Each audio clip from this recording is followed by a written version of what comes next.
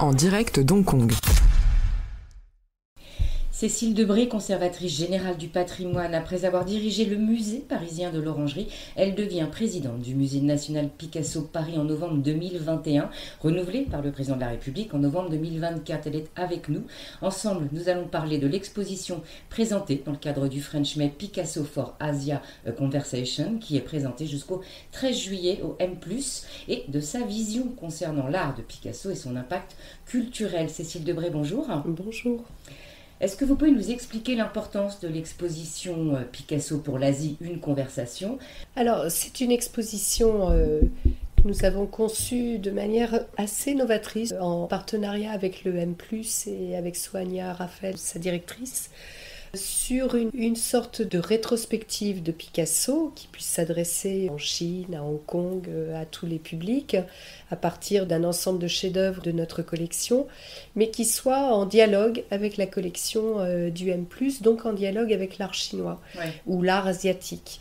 Et je tiens beaucoup à ce mode, je dirais peut-être plus inclusif ou plus collaboratif, ce mode de relation à l'étranger ou à l'extérieur.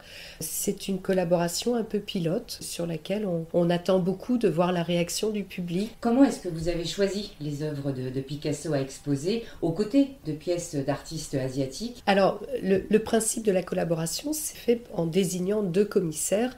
Un commissaire côté musée Picasso et un commissaire côté M+. D'accord. Et les deux ont travaillé sur le concept de l'exposition.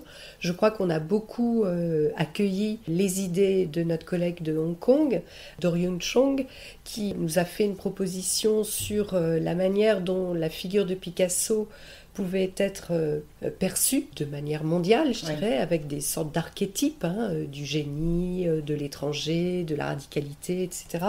Et à partir de ces principes, on a sélectionné un certain nombre d'œuvres qui puissent illustrer à la fois ces visions, ces thématiques, mais en même temps qui permettent également de traverser l'œuvre de Picasso. Et ensuite, le travail s'est fait vraiment dans le dialogue, puisqu'il y a eu de manière parallèle une exploration de la collection du M+, sur des œuvres qui résonnaient avec les œuvres de Picasso, mais aussi des artistes qui historiquement ont regardé Picasso. Alors justement, on parle de dialogue. Quel dialogue espérez-vous créer entre ces œuvres ? Il y a d'abord un dialogue premier, une sorte de rencontre visuelle. C'est-à-dire que c'est d'abord un premier rapport à l'œuvre qui est visuel et qui permet donc de faire des rapprochements, qui permettent d'ouvrir à la fois la lecture de Picasso et la lecture de ces artistes en Asie. Ça peut être un rapprochement iconographique, un rapprochement chromatique, un rapprochement de style, voire même émotionnel. Cubisme, voilà, exactement. Et au sein du catalogue, il y a une approche plus historique sur la réception de Picasso en Asie. Vous mentionnez que vous souhaitez renouveler les façons de voir Picasso. Quelles sont les approches spécifiques que vous adoptez pour présenter justement son héritage ? Alors, c'est vrai que moi, j'ai été nommée à la tête du musée Picasso à un moment où les débats autour de MeToo, de la figure de l'artiste, artiste qui était vu comme une figure dominante tant du point de vue de l'histoire de l'art que comme homme avec ses relations sa vie. Avec les femmes. Voilà, la question de la sexualité, des rapports amoureux est vraiment au centre de l'œuvre de Picasso et donc ça a suscité beaucoup de polémiques, de rejets aussi de la part de la jeune génération. Et donc en arrivant, je me suis dit qu'il fallait prendre en compte ces questions de réception difficiles et que j'étais nommée, moi, pour porter l'œuvre de Picasso et pour la porter à travers le XXIe siècle. Et donc, il m'a semblé qu'il était vraiment important de rappeler la place dans le contexte artistique et surtout les apports plastiques de l'œuvre de Picasso, et puis également d'évoquer plutôt la question de la réception de Picasso, c'est-à-dire comment Picasso a été vu, montrer que la réception difficile qu'on lui fait aujourd'hui, il l'a connu aussi dans les années 30 dans un contexte où le fascisme montait, où les nationalismes, le racisme étaient très prégnants. Et donc presque de relativiser finalement ces questions de réception permet, je crois, aujourd'hui d'avoir une distance historique plus intéressante. Et ça, vous le sentez depuis que vous avez commencé à travailler là-dessus ? Considérablement. On a fait tout un travail avec France Culture, avec des podcasts, un séminaire fermé sur cette question. Et je dois dire que moi, depuis que je suis au musée Picasso, alors j'ai invité beaucoup d'artistes femmes, Sophie Calle, Orlan, et on continue, Fess Ringgold, j'ai jamais été attaquée. Oui. Le musée Picasso n'a pas été attaqué. On a plutôt une meilleure fréquentation qu'auparavant. Et donc ça a été positif. Tout à fait. Et on s'aperçoit même que le fait de mettre plus en avant la figure politique de Picasso contribue finalement à une nouvelle approche, un nouveau regard sur son œuvre. Et aujourd'hui, les expositions au musée Picasso sont consacrées en fait davantage à la réception de Picasso, c'est-à-dire pas à Picasso lui-même, mais un contexte presque épistémologique de son œuvre. Et donc, quand aujourd'hui on montre l'art dégénéré, où on reprend l'histoire de cette réception de l'art moderne par les nazis, on a énormément de monde. Et ça permet de rappeler que Picasso a été presque l'artiste dégénéré emblématique pour les nazis. Je vais revenir sur l'exposition de Hong Kong, ou M+. Quelle réaction vous attendez aujourd'hui du public face à cette exposition, et notamment à travers toute cette controverse autour de la vie de Picasso? On a approché cette collaboration avec humilité, dans le sens où, comme je vous le disais, finalement, on a accueilli la proposition de Dorian Chong, qui a voulu travailler sur ces archétypes associés à Picasso. Et je pense qu'à Paris, on ne le ferait pas, parce que ça peut être ambigu. Je pense qu'en France, on manie beaucoup plus le second degré, l'ironie. En Asie, c'est une autre approche qui est sans doute plus entière. Et donc, quand, par exemple, la première section, on va parler de la notion de génie, je pense qu'on hésiterait plus aujourd'hui à parler de génie. Ça permet de déconstruire aussi ces notions, mais de manière assez subtile.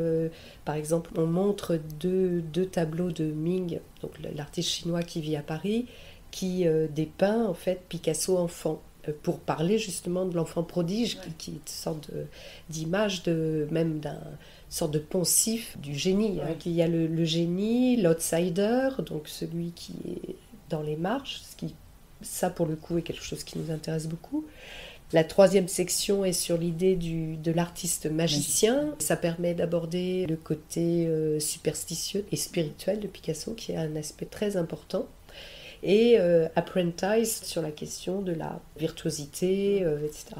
Et donc, en fait, nous, on apprend à travers cette collaboration, à travers ce regard, comment on regarde Picasso, comment il est perçu. Finalement, on est dans la même problématique qui est celui du musée, qui est celui de la réception. Et c'est finalement une sorte de réception en Asie de Picasso, dans lequel on se glisse, on essaie de l'illustrer avec les œuvres, et le regard et les mises en relation en parallèle avec les artistes chinois ou asiatiques viennent illustrer finalement, je dirais, à la fois l'impact de l'œuvre de Picasso, mais aussi les formes de dialogue ou de points communs qui permettent de relativiser aussi la place de Picasso et d'être moins auto-centré sur Picasso. Donc je n'y vois que du positif en fait dans cette collaboration. Est-ce que pour vous l'art joue un rôle de dialogue, dans le dialogue culturel, notamment là entre l'Occident et l'Asie, dans le contexte de cette exposition?